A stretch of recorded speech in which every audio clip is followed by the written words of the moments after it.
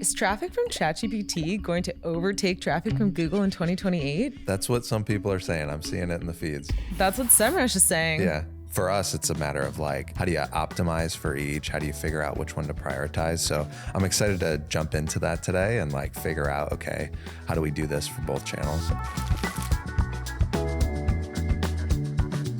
Welcome to Field Notes. This is HubSpot's new show where we break down what's happening in marketing.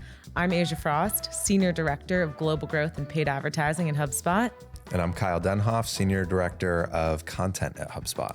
And this topic is so important that we thought we needed some reinforcements. So we also brought in Mike King, founder and CEO of iPullRank. Mike, you actually just were awarded Search Engine Land's Marketer of the Year, right? Yeah, for a second time, actually. Heck For yeah. a second time. Congrats, That's pretty darn congrats. cool. All right. To start off, I'd love to hear, like, in one sentence, how would you describe AEO? AEO is the art and science of getting visibility in AI surfaces like ChatGPT, Gemini, Perplexity, etc. And Mike, when you're like working with clients or speaking engagements, putting out the education, if you're just getting started, because we've talked to small businesses, we've talked to some bigger brands, they're all at like different maturity phases when it comes to getting started, to showing up in these LLMs. Like where do they start? Definitely the first place to start is measuring where you stand and Okay. then prioritizing the opportunities where you're not showing up. So one of the things that I often see as an opportunity is around branded terms, particularly related to things like pricing. Because, historically, what you didn't want to do is have your pricing on your website for some sorts of businesses. And so what happens is you lose the opportunity to manage your brand message, because then these tools are going out to third-party sources to figure out what your pricing is.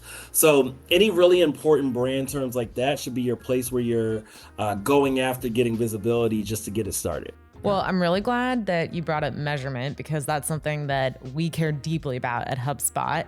And we put our money where our mouth is on that. We released AEO Grader back in March 2024. It's a free tool.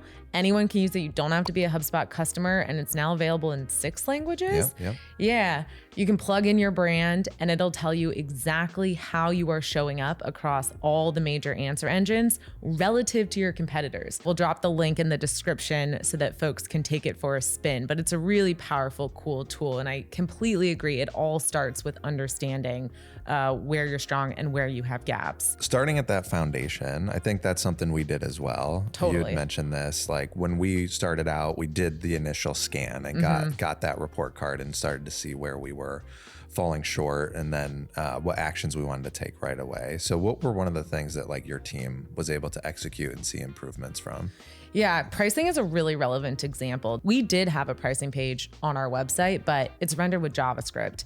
Google can understand JavaScript, ChatGPT cannot. So it was really straightforward. We just published a series of pricing blog posts on our blog, all the information that ChatGPT needed about all of our features and how they were priced. And we saw pricing accuracy across all AI services go up immediately and significantly. Yeah. And Mike, with your technical background, obviously, Asia mentioning the JavaScript, that's a big piece of this. Doing our research, understanding where we're standing, but then making sure our content is structured in a way that it's easy to understand. Can you walk through that a little bit for us? Like what's working, what's not working when it comes to creating content on page? So the first thing is, just like Asia said, ChatGPT, Perplexity, those platforms don't render JavaScript, whereas Google and Bing do. So, making sure that it's accessible is the first thing.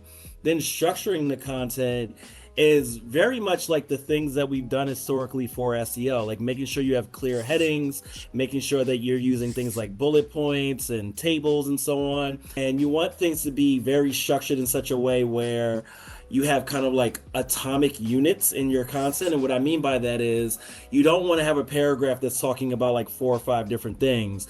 You want a paragraph that is very specific to whatever the topic is on that, because it's easier for a large language model to parse out that information and then use it as part of the response.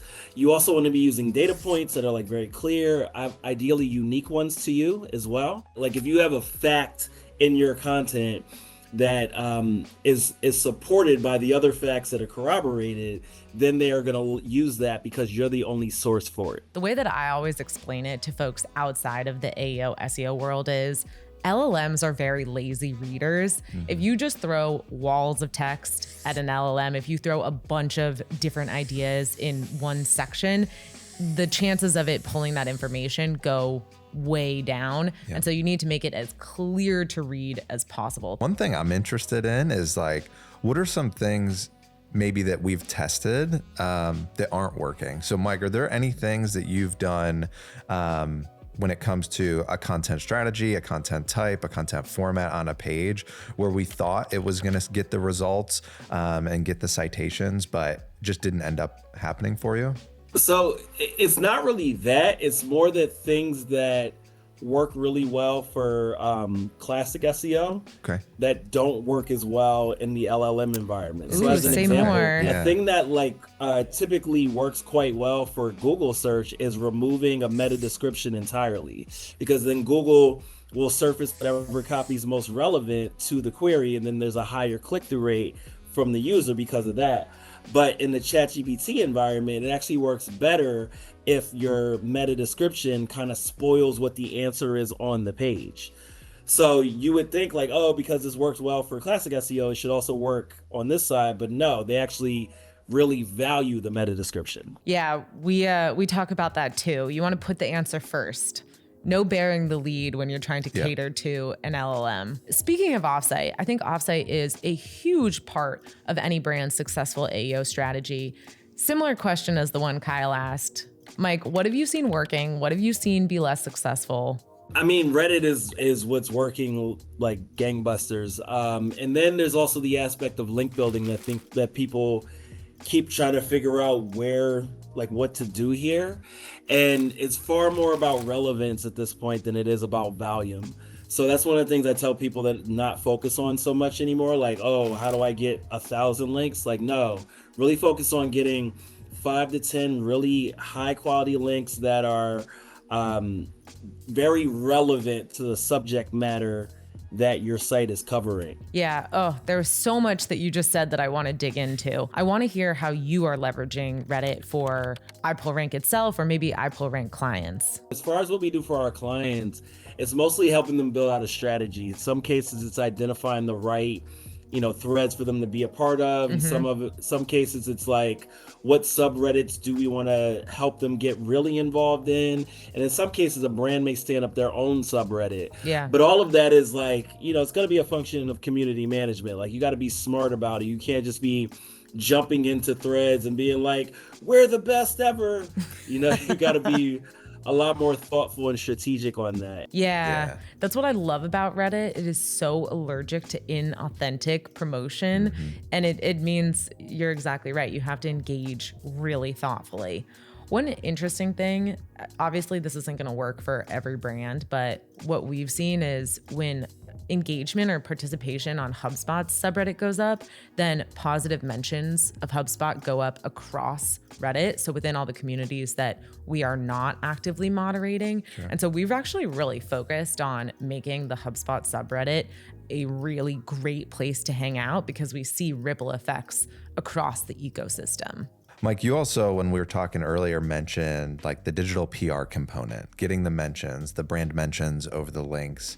How do you think about that for your clients? Is like, there's the own structure on site, there's off site that you control, and then there's things you're pitching and trying to get more value from. How do you structure that for your clients? Yeah, absolutely. So again, because we're trying to create consensus across the web, we're getting really clear on like what those messages need to be. And so we're working with the digital PR teams, or we're doing the digital PR ourselves and pitching those messages as part of whatever content we're trying to get out there. So if it's the sort of thing where it's like a data point that we want to make sure we get in there, we want to make sure that we have that highlighted highly in the pitch, and you may want to have some content assets to support it or what have you. But the whole point is that you want to get that message in as many places as possible. And also to that point, I think we're seeing, some of those older tactics come back in that same vein. Like, we're starting to see more people say like, hey, maybe we should create a microsite on this subject as well, so that we have more opportunity to control that message across the web. We've been dabbling in some microsites. We've been dabbling in some microsites. Yeah, more to come. More to come on microsites. The one thing I want to dive in there, you mentioned like the stat and the message. I think that's like really important. How do you Do you want to carry that stat or message across all the touch points we've been talking about today? The way I think about how this stuff works is it's like a raffle. And you're creating as many raffle tickets as possible across the web so that you can win that raffle. And so there are basically these campaigns where we're like, okay, let's make sure that we just have this one idea in multiple places.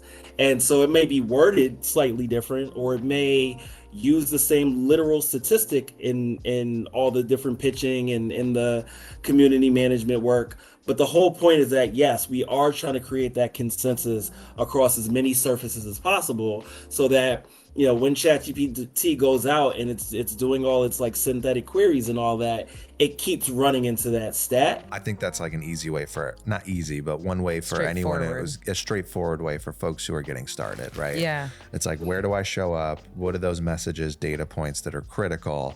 And then how do I have that consistently across the web? And if I could just tie together in a bow, I think several of the concepts that we've been talking about, we said it's really important to start with measurement. Understand where you're showing up and where you are not. You can use AEO Grader to do that. Again, you can click the link in our description to check out AEO Grader.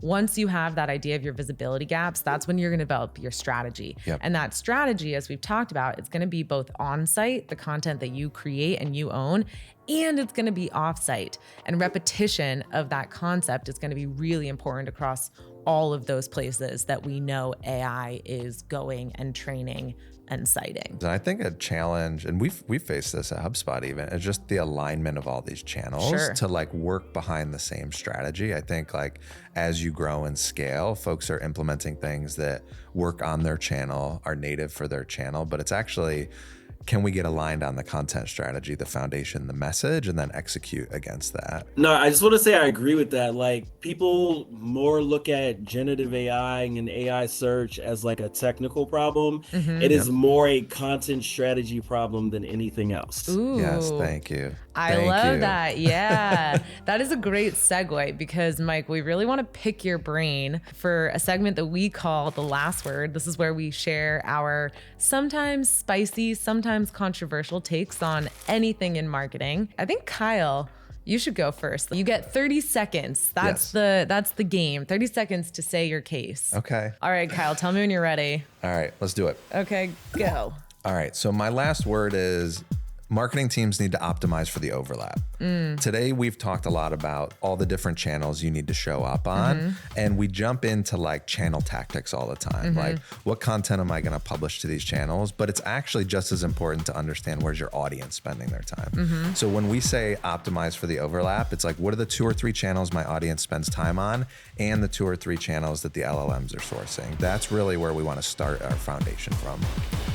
Perfection. You nailed it. Got it Love down. that. And I also completely agree. Most teams, including ours, have finite resources, finite budget. So if it's not playing 2 for 1, shouldn't be in the mix. My turn?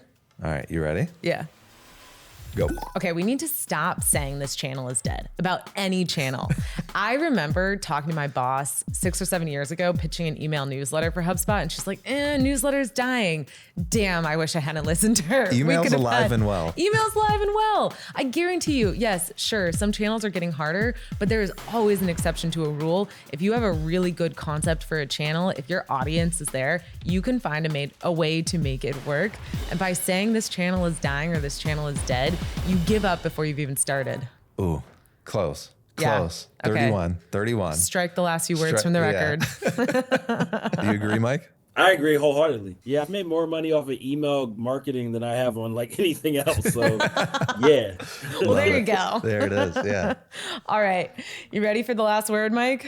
Let's get Bring it. up my timer. Okay. And go.